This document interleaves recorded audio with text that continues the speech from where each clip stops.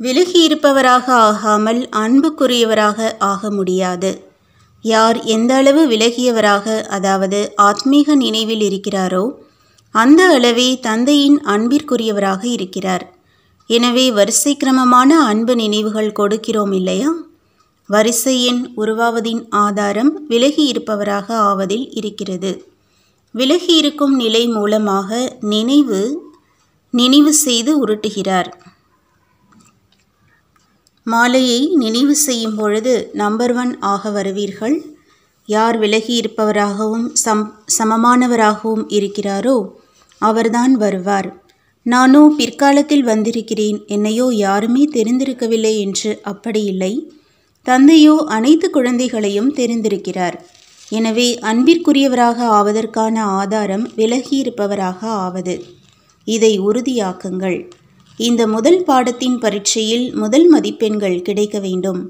எனவே சென்று கொண்டிருக்கிறேன், பேசிக்கொண்டிருக்கிறேன், என்ன செய்து கொண்டிருக்கிறேனோ அவை அனைத்தையும் செய்து கொண்டே செய்விப்பவராக ஆகி செய்விக்கிறேனா என்று இதை சோதனை செய்யுங்கள். ஆத்மா செய்விப்பது, மேலும் கர்ம இந்திரியங்கள் செய்பவை. இந்த பாடத்தை உறுதியாக்குவதினால் நிரந்தரமாக அனைத்து பொக்கிஷங்களின் எஜமான தன்மையின் போதை இருக்கும். எந்த பொருளும் பிராப்தி இல்லை என்ற அனுபவம் இருக்காது. தந்தை கிடைத்திருக்கிறார் என்றால் அனைத்தும் கிடைத்துவிட்டது. சொல்வதற்காக மட்டுமின்றி அவருக்கு அனைத்து பிராப்தியின் அனுபவம் இருக்கும். எப்பொழுதும் குஷி, அமைதி, ஆனந்தத்தில் மூழ்கி இருப்பார். கிடைத்துவிட்டது, அடைந்து விட்டேன் என்ற இந்த போதையிலேயே இருப்பார். எப்பொழுதும் தன்னுடைய சுயமரியாதை என்ற ஆசனத்தில் அமர்ந்திருக்கிறீர்களா? சுயபோதை என்ற ஆசனம் எது? உயர்ந்ததிலும் உயர்ந்த தந்தையின் உயர்ந்த குழந்தைகள் பிராமணர்கள் என்பதாகும். இந்த உயர்ந்த சுயமரியாதையில் எப்பொழுதும் நிலைத்திருக்கிறீர்களா, அல்லது ஆசனம் ஆடுகிறதா? மாயா ஆசனத்தை அசைப்பதற்கு முயற்சி செய்கிறது. இருப்பதே தந்தையின் உயர்ந்த குழந்தைகள் என்றால் பின்பு ஏன் மறக்க வேண்டும்? இந்த பிராமண ஜென்மம் கூட இயற்கையான வாழ்க்கையாகும். இயற்கையான வாழ்க்கையின் விஷயம் மறப்பதில்லை, தற்காலிக விஷயம் மறக்கும். தந்தை கொடுக்கும் நற்சிந்தனைக்கான பொக்கிஷத்தை அடிக்கடி நினைவு செய்வது என்றால் உபயோகிப்பது. உபயோகிப்பதினால் குஷி இருக்கும். நற்சிந்தனை இருப்பது கூட சிந்தனை செய்வதாகும். சிந்தனை செய்வதினால் குஷி என்ற வெண்ணெய் வெளியாகுமோ? அது வாழ்க்கையை சக்திசாலியானதாக ஆக்கிவிடும். பின்பு யாரும் அசைக்க முடியாது. மாயா அசைக்கும், ஆனால் நீங்கள் அசைய மாட்டீர்கள். அனுமானின் உதாரணம் யாருடையது? மகாரதிகளினுடையது. நீங்கள் மகாரதிதான் இல்லையா? எப்பொழுது சென்ற கல்பத்தில் ஆடவில்லை என்றால் இப்பொழுது எப்படி ஆடுவீர்கள்? இப்பொழுது ஆடாத அசையாத அனுமானுக்கு சமமாக எப்பொழுதும் ஒரே சீரான நிலையில் நிலைத்திருப்பது, கொஞ்சம் கூட என்ன அளவில் கூட ஆடாத நிலை, இதுதான் ஆடாத அசையாத அங்கதன் ஆவது.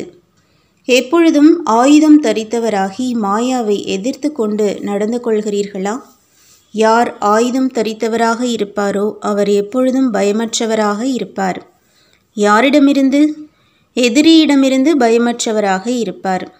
எப்படி காவல் காக்கும் காவலாளி ஒருவேளை ஆயுதம் தரித்தவராக இருக்கிறார் மற்றும் என்னுடைய ஆயுதம் எதிரியை விரட்டக்கூடியது மற்றும் தோல்வியடைய செய்வது என்று நிச்சயம் அவருக்கு இருக்கிறது என்றால் அவர் எவ்வளவு பயமற்றவராகி காவல் காத்து கொண்டே இருக்கிறார்.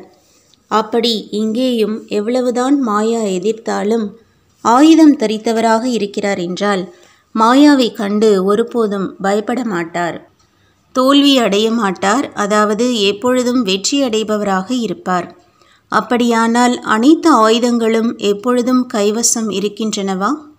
ஒன்று குறைவாக இருக்கிறது என்றால் தோல்வி ஏற்படலாம். சக்திகள்தான் ஆயுதங்களாகும். அப்படி அனைத்து சக்திகள் என்ற ஆயுதங்கள் எப்பொழுதும் கைவசம் இருக்கின்றனவா? ஆயுதங்களை கையாள தெரியுமா? பாண்டவர்களின் வீரத்தன்மையை மிக உயரமான ரூபத்தில் காண்பித்திருக்கிறார்கள். சக்திகளின் வீரத்தன்மையை ஆயுதங்கள் மூலம் காண்பித்திருக்கிறார்கள். பாண்டவர்கள் எப்பொழுதும் பிரபுவின் துணைவர்களாக இருந்தார்கள். மேலும் துணையின் காரணமாக வெற்றி அடைந்தவர்களாக ஆனார்கள். உங்களுக்கும் எப்பொழுதும் தந்தையின் துணை அனுபவம் ஆகிறதா? எப்பொழுது துணையின் அனுபவம் ஆகிறது என்றால் இது தந்தையின் குணம் மற்றும் சக்திகளாக இருக்கின்றனவோ அவை உங்களுடையவைகளாக ஆனது. எப்படி தந்தை ஆத்மீக நிலையில் இருக்கிறார், அதேபோல் உடன் இருப்பவரும் ஆத்மீக நிலையில் உடலை பார்த்தும் ஆத்மாவை தான் பார்ப்பார். அனைவரும் அமிர்த வேளையின் அனுபவம் செய்கிறீர்களா? ஒருவேளை யாருக்காவது வீட்டில் அமர்ந்திருக்கும் போதே லாட்ரி கிடைக்கிறது இருந்தும் அவர் அதை விட்டு விடுகிறார் என்றால் அவரை என்னவென்று கூறுவது? இதுவும் வீட்டில் அமர்ந்திருக்கும் போதே லாட்ரி கிடைப்பது போல். ஒருவேளை இப்பொழுது இந்த லாட்டரியை பெறவில்லை என்றால் இந்த நாளும் நினைவிருக்கும். இப்பொழுது இது பிராப்திக்கான நாளாகும். கொஞ்ச காலத்திற்கு பிறகு இதே நாள் வேதனை அடைவதற்கான நாளாக ஆகிவிடும். எனவே எவ்வளவு விரும்புகிறீர்களோ அந்த அளவு எடுத்துக்கொள்ளுங்கள். வேகத்தை அதிகரியுங்கள். இப்பொழுது இல்லை என்றால் ஒருபொழுதும் இல்லை என்பதை எப்பொழுதும் நினைவில் வையுங்கள். இன்று ஆனால் இப்பொழுது, அதைத்தான் தீவிர முயற்சி செய்பவர் என்று கூறுவது. வீடு செல்வதற்கான ஏற்பாடுகளை செய்துவிட்டீர்களா? தயாராவது என்றால் அனைத்து கயிறுகளும் அறுக்கப்பட்டவைகளாக இருக்க வேண்டும். அப்படி அனைத்து கயிறுகளும் அறுந்துவிட்டனவா? ஒருவேளை அனைத்து கயிறுகளும் அறுந்திருந்தால் வீடு செல்வீர்கள். இல்லை என்றால் ஜென்மம் எடுக்க வேண்டியதாக இருக்கும். சேவையை முடித்து விட்டீர்களா? எதுவரை உலகிற்கு செய்தி கொடுக்கவில்லை என்றால் உலகிற்கு நன்மை செய்பவர் என்ற பெயர் எப்படி ஏற்படும்? பின்போ பாரதத்தின் நன்மை செய்பவர் என்றாகிவிடும்.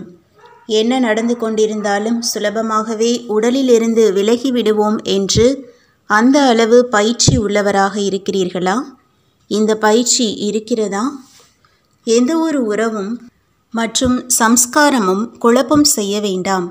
அனைவருக்குமோ செல்ல வேண்டும். ஆனால் ஒரு சாரார் சுலபமாக செல்வார்கள், மற்றொரு சாரார் யுத்தம் செய்தே செல்வார்கள். அப்படி செல்வதற்காக தயாராக இருக்கிறீர்கள் என்று இதுவோ சரிதான். ஆனால் சுலபமாக செல்வோம் என்ற இந்த தயார் நிலை இருக்கிறதா? நேரடியாக செல்வீர்களா அல்லது சுற்றி செல்வீர்களா? தர்மராஜ்புரி கஷ்டம் நிறைந்த புரியாகும். ஒருவேளை ஏதாவது உடன் இருக்கிறது என்றால் சுங்கவரியில், அதாவது கஸ்டம்ஸ், அங்கே நிற்க வேண்டியதாக இருக்கும். எனவே செல்வதின் கூடவே இந்த தயார் நிலையும் வேண்டும். கஸ்டம்ஸ்லிருந்து விடுபட்டு இருக்கிறேனா, அதாவது சுங்கவரி துறையிலிருந்து மாட்டிக்கொள்ளாமல் விடுபட்டு இருக்கிறேனா என்று இதையும் பார்க்க வேண்டும். பாஸ்போர்ட் ஆகியவை அனைத்தையும் சோதிக்க வேண்டும். பெட்டி, பைகள் அனைத்தையும் சோதிக்க வேண்டும். நல்லது.